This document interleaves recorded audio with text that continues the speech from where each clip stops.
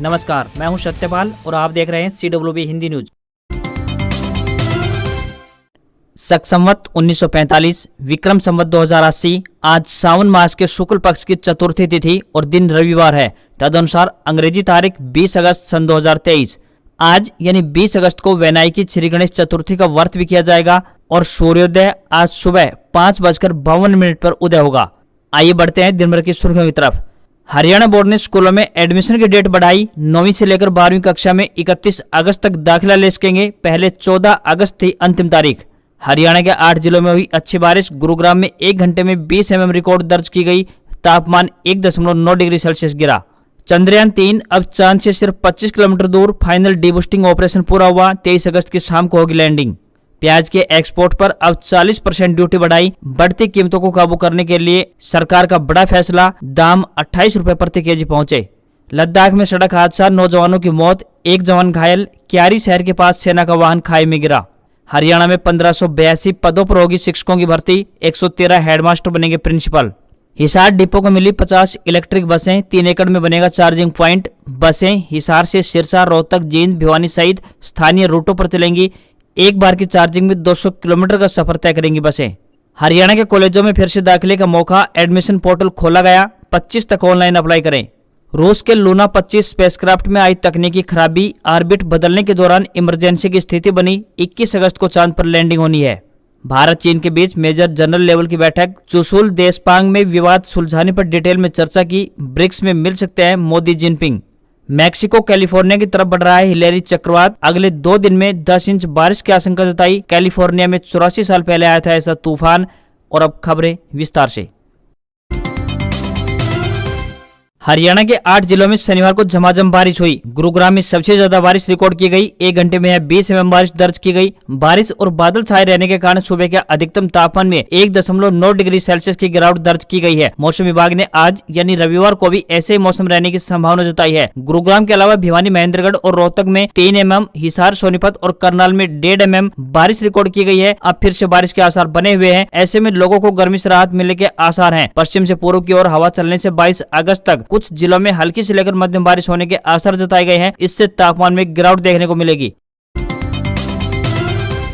हरियाणा के पुलिस महानिदेशक यानी डीजीपी शत्रुजीत कपूर ने पुलिस विभाग के सीनियर फील्ड अधिकारियों को लोगों के प्रति अधिक संवेदनशील होने, उन्हें धैर्यपूर्वक सुनने और उनकी शिकायतों का पारदर्शी और समयबद्ध तरीके से निवारण करने के निर्देश जारी किए हैं। कपूर ने यह निर्देश पुलिस मुख्यालय पंचकुला में वीडियो कॉन्फ्रेंसिंग के जरिए राज्य के वरिष्ठ पुलिस अधिकारियों की आयोजित एक बैठक की अध्यक्षता करते हुए दिए। कपूर ने शिकायतों के त्वरित निवारण की आवश्यकता पर बल दिया ताकि त्वरित और निष्पक्ष न्याय सुनिश्चित करने के साथ साथ भ्रष्टाचार को भी खत्म किया जा सके। उन्होंने फील्ड इकाइयों को लड़कियों के स्कूल और कॉलेज क्षेत्रों में साथ ही बाजारों में पुलिस गश्त तेज करने के निर्देश जारी किए हैं ताकि छेड़खानी करने वालों को कड़ा संदेश दिया जा सके। मीटिंग में कपूर ने गैंगस्टरों को स्पष्ट संदेश देते हुए कहा कि या तो वे अपराध की दुनिया छोड़ दें या फिर हरियाणा छोड़ दें।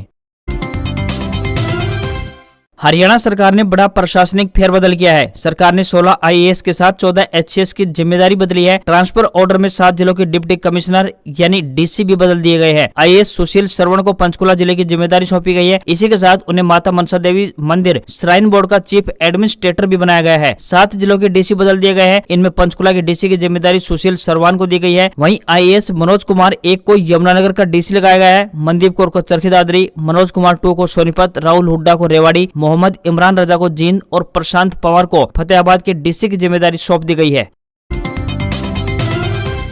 अंबाला छावनी एयरपोर्ट का नाम बदलेगा। सूबे के गृह मंत्री अनिल विज ने इसको लेकर मुख्यमंत्री मनोहर लाल को एक प्रस्ताव भेजा है। इस प्रस्ताव में अंबाला एयरपोर्ट का नाम अंबा एयरपोर्ट अंबाला छावनी रखने का सुझाव दिया गया है। गृह मंत्री का कहना है कि अंबाला का नाम अंबा देवी के नाम से लिया गया है। अंबाला में इसका मंदिर भी है। यह प्राचीन काल का मंदिर है। वहीं मुख्यमंत्री मनोहर लाल खट्टर ने अंबाला एयरपोर्ट के लिए 133 करोड़ रुपए के प्रोजेक्ट की मंजूरी दे चुके हैं। संभावना है कि नवंबर में अंबाला से वाराणसी, आगरा और श्रीनगर के लिए लोग सीधे हवाई उड़ान भर सकेंगे। अभी हवाई यात्रा के लिए यहाँ के लोगों को या तो चंडीगढ़ आना पड़ता है या फिर वे दिल्ली जाते हैं।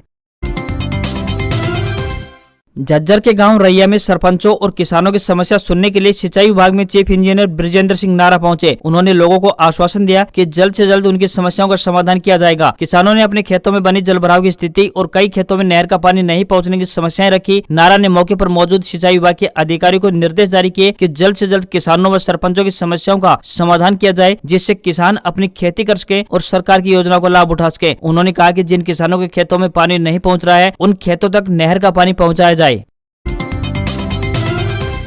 हरियाणा के अलग अलग सरकारी विभागों में कार्यरत महिला कर्मचारियों ने अपनी मांगों को मनवाने का अनोखा तरीका निकाला। शनिवार को हरियाली तेज के मौके पर महिला कर्मचारियों ने अपने पति के नाम की नहीं बल्कि पुरानी पेंशन स्कीम यानी ओपीएस बहाली की मांग को लेकर हाथों में मेहंदी रचाई। तीज के दिन प्रदेश भर की हजारों महिलाओं ने हाथों में ओपीएस बहाली की मांग को लेकर मेहंदी रचाकर सरकार को संदेश देने का काम किया, ताकि सरकार को यह पता चल सके कि उनके लिए ओपीएस बहुत महत्वपूर्ण है और इसे लिए बिना वह पीछे नहीं हटेंगी। इसके लिए आर पार की लड़ाई लड़ेंगी। वे पंचकुला में ओपीएस मांगने गई तो सरकार ने आंसू गैस और लाठियां मारी। अब वे ओपीएस फॉर वोट कैंपेन भी चलाएंगी। पूरे प्रदेश में यह अभियान चलाकर सरकार से पुरानी पेंशन बहाली की मांग की गई है। इसके साथ साथ सरकार को चेताते हुए स्लोगन भी लिखे गए हैं कि सरकार अगर पुरानी पेंशन बहाल नहीं करेगी तो अपने परिवार और रिश्तेदारों सहित वोट फॉर ओपीएस अभियान चलाकर सत्ता से बाहर करने का काम भी कर्मचारी वर्ग करेगा।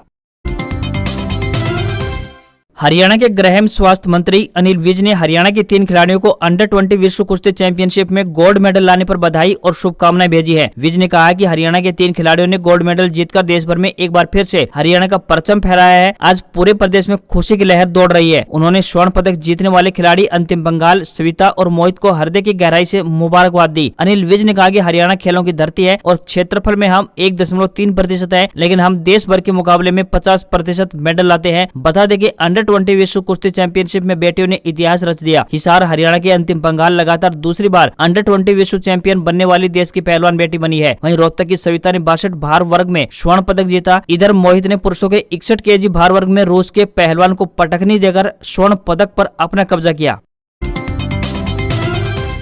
हरियाणा के झज्जर जिले के लघु सचिवालय में 12 दिन से लगातार आशा वर्कर कर्मचारी अपनी मांगों को लेकर सरकार के खिलाफ धरना प्रदर्शन कर रही हैं। आशा कर्मचारी लगातार अपनी मांगों को लेकर लघु सचिवालय में धरना प्रदर्शन कर रही हैं, लेकिन अब तक सरकार ने आशा कर्मचारियों की सुध नहीं ली। सरकार लगातार कर्मचारियों की अनदेखी कर रही है, जिसका खामियाजा सरकार को आने वाले समय में भुगतना पड़ेगा। आशा कर्मचारियों ने अपनी हड़ताल को 21 अगस्त तक और बढ़ा दिया है। वहीं आशा कर्मचारियों का कहना है कि जब तक राज्य कमेटी से वार्तालाप करके कर्मचारियों की मांगों का समाधान नहीं किया जाएगा, तब तक आशा वर्कर कर्मचारी सरकार के खिलाफ विरोध प्रदर्शन करते रहेंगे। वहीं कर्मचारियों की मुख्य मांग है कि 2018 में कर्मचारियों का जो सरकार के साथ मांगों को लेकर समझौता हुआ था, वह अब तक सरकार ने लागू नहीं किया है। सरकार तुरंत प्रभाव से इसे लागू करे। हरियाणा की सरकारी और प्राइवेट स्कूलों में पढ़ने वाले विद्यार्थियों के लिए राहत भरी खबर है। 9वीं से लेकर कक्षा 12वीं के विद्यार्थी अब 31 अगस्त तक दाखिला ले पाएंगे, जिसके लिए हरियाणा विद्यालय शिक्षा बोर्ड यानी BSEH ने दाखिले की अंतिम तिथि में बढ़ोतरी कर दी है। इससे पहले 14 अगस्त तक दाखिले की अंतिम तिथि निर्धारित की गई थी। अब हरियाणा में नए सत्र 2023-24 के लिए सरकारी और प्राइवेट दोनों स्कूलों में दाखिले के लिए अंतिम तिथि बढ़ाकर 31 अगस्त 2023 कर दी है।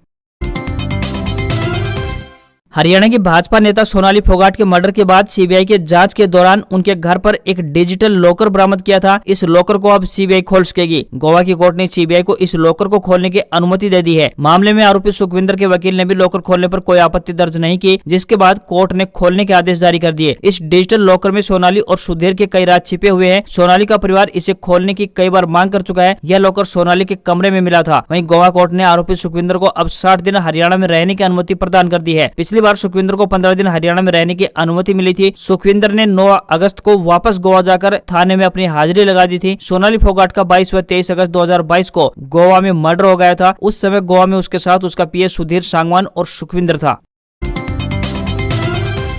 पानीपत में राज्य स्तरीय तेज महोत्सव मनाया गया, जिसमें मुख्य अतिथि के तौर पर मुख्यमंत्री मनोहर लाल खट्टर पहुंचे। इस दौरान महिलाओं को संबोधित करते हुए जब महिला एवं बाल विकास राज्य मंत्री का नाम ले रहे थे तो सीएम अटक गए और मंत्री का नाम भी भूल गए, जिस कारण उन्होंने बिना नाम लिए ही अपना भाषण शुरू करना पड़ा। सीएम मनोहर लाल ने कहा कि राज्य सरकार ने मुख्यमंत्री विवाह शगुन योजना व अन्य योजनाओं में 31,000 रूपए से लेकर 71,000 रूपए तक राशि दी जाती है। इस न्यूनतम 31,000 रूपए की राशि को बढ़ाकर 41,000 रूपए करने की घोषणा कर दी है। मुख्यमंत्री ने कहा कि सरकारी व निजी पॉलिटेक्निक कॉलेज जिसमें डिप्लोमा के कोर्स के इंफ्रास्ट्रक्चर या फिर बिल्डिंग्स ऐसी है जहां पर्याप्त एडमिशन नहीं है, ऐसे कॉलेज जिनके पास इंफ्रास्ट्रक्चर उपलब्ध है, अगर वे डिग्री कॉलेज की मांग करेंगे तो मांग के आधार पर महिलाओं की डिग्री कॉलेज की मंजूरी प्रदान कर दी जाएगी। वहीं महिला स्वयं सहायता समूहों को 5 लाख रुपए तक ऋण लेने पर स्टाम्प ड्यूटी से छूट दे दी गई है। उन्होंने कहा कि तीज त्योहार समाज की खुशहाली के साथ साथ हरियाली का प्रतीक होते हैं, इसलिए हम सभी को संकल्प लेना चाहिए कि प्रकृति की रक्षा के लिए अधिक से अधिक पेड़ लगाएंगे। हरियाणा के कॉलेजों में यूजी कोर्स में कई सीटें खाली हैं। इन पर दाखिले के लिए हायर एजुकेशन विभाग के द्वारा एक बार फिर से दाखिला पोर्टल ओपन कर दिया गया है। अभी तक जिन विद्यार्थियों ने दाखिला नहीं लिया है वे विद्यार्थी 25 अगस्त तक पोर्टल पर ऑनलाइन आवेदन कर पाएंगे। इसके अलावा जो विद्यार्थी पहले दाखिले ले चुके हैं वह विद्यार्थी विषय बदलाव या फिर सब्जेक्ट कॉम्बिनेशन के लिए भी ऑनलाइन अप्लाई कर सकेंगे। फिजिकल काउंसलिंग के तहत 26 अगस्त तक दाखिले होंगे। चंद्रयान 3 का दूसरा और फाइनल डीबूस्टिंग ऑपरेशन रविवार सुबह 1:50 पर पूरा हुआ। इस ऑपरेशन के बाद लैंडर की चंद्रमा से न्यूनतम दूरी अब 25 किलोमीटर और अधिकतम दूरी 134 किलोमीटर रह गई है। डीबूस्टिंग में स्पेसक्राफ्ट की स्पीड को धीमा किया जाता है। इसरो ने ट्वीट करके बताया कि अब लैंडर की इंटरनल जांच होगी और सूरज के उगने तक वह लैंडिंग साइट पर इंतजार करेगा। यहीं से ही 23 अगस्त को शाम 5:45 पर सॉफ्ट लैंडिंग की कोशिश की जाएगी। अगर उस दौरान लैंडिंग में समस्या आती है तो ठीक 1 महीने बाद फिर से कोशिश करनी होगी, क्योंकि चंद्रयान 3 को अगली सुबह का इंतजार करना होगा जो वहां 28 दिन बाद होगी। लैंडिंग में कितनी मुश्किलें आती हैं तो आपको यहां पर बता दें कि 30 किलोमीटर की ऊंचाई से लैंडिंग प्रोसेस शुरू होगी। लैंडर की रफ्तार 1680 मीटर प्रति सेकंड से 2 मीटर प्रति सेकंड पर लानी होगी। वहीं 23 अगस्त को लैंडिंग क्यों होगी तो इस पर आपको बताते चले कि लैंडर रोवर दोनों ही पावर जनरेट करने के लिए सोलर पैनल यूज करेंगे। अभी चंद्रमा पर रात है और 23 तारीख को सूर्योदय होगा। महिला एवं बाल विकास निगम चंडीगढ़ की तरफ से ऑफिस इंचार्ज यानी वार्डन के पदों पर भर्ती के लिए आवेदन आमंत्रित किए गए हैं। जो भी इन पदों के लिए इच्छुक है वह अपना आवेदन भेज सकता है। आपको बता दें कि यह भर्ती कॉन्ट्रैक्ट आधार पर की जाएगी। महिला व पुरुष दोनों वर्गों के उम्मीदवार अपने आवेदन भेज सकते हैं। आवेदन करने की अंतिम तिथि 28 अगस्त 2023 तय की गई है। उम्मीदवार स्नातक पास होने चाहिए। आवेदकों को कोई भी आवेदन शुल्क नहीं देना होगा। आयु सीमा 25 वर्ष से लेकर 60 वर्ष के बीच होनी चाहिए। इन पदों के लिए उम्मीदवारों को ऑफलाइन आवेदन करने होंगे। अधिक जानकारी के लिए ऑफिशियल डिटेल अवश्य देख ले। इस हफ्ते सोने के दामों में गिरावट देखने को मिली है। सराफा बाजार में इस हफ्ते की शुरुआत यानी 14 अगस्त को सोना 58,874 रुपए पर था, जो अब 58,471 रुपए प्रति 10 ग्राम पर पहुंच गया है। यानी इस हफ्ते इसकी कीमत में 403 रुपए की गिरावट देखने को मिली है। इस हफ्ते चांदी की कीमतों की बात करें तो चांदी की कीमत में बढ़त देखने को मिली है। इस हफ्ते की शुरुआत में ये 69,937 रुपए पर थी, जो की अब 70,446 रुपए प्रति किलोग्राम पर पहुंच गई है। यानी इस हफ्ते इसकी कीमत 510 रुपए बढ़ी है। केडिया एडवाइजरी के डायरेक्टर अजय केडिया के अनुसार सोने में अभी निवेश करने पर 2 साल में सोना 27% तक रिटर्न दे सकता है। आज खबरों में इतना ही। देखते रहिए आपका अपना हरियाणा का सबसे बेहतरीन news channel CWB Hindi news. नमस्कार।